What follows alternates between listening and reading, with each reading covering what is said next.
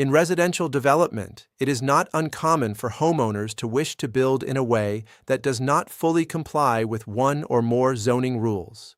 When this happens, the municipal planning system provides mechanisms that allow certain rules to be adjusted under controlled circumstances.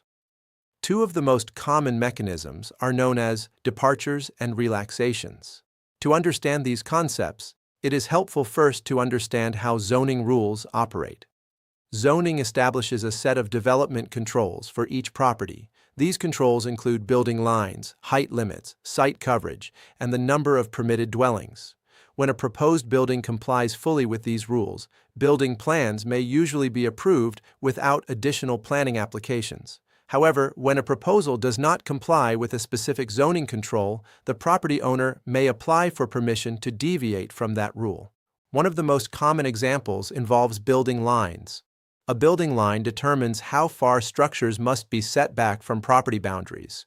If a homeowner wishes to build a garage, extension, or room closer to a boundary than the zoning rules allow, an application may be required to relax that building line.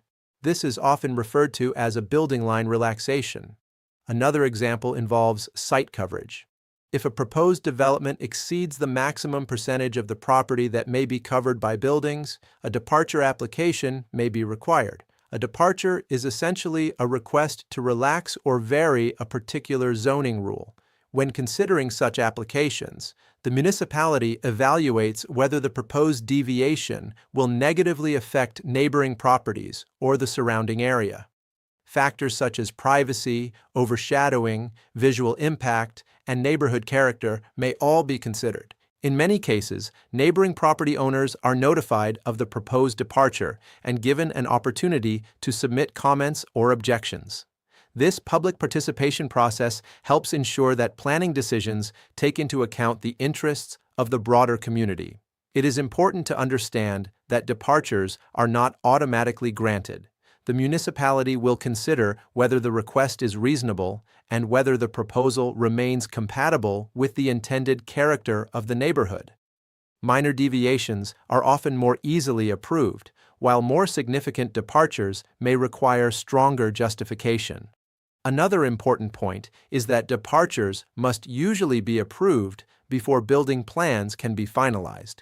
Attempting to submit building plans that rely on zoning departures without first obtaining the necessary planning approval will typically result in delays during the municipal scrutiny process.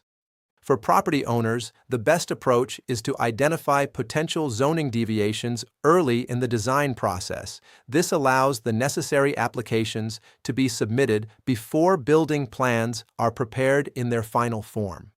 In summary, departures and relaxations are mechanisms within the planning system that allow reasonable flexibility when strict compliance with zoning rules is not practical.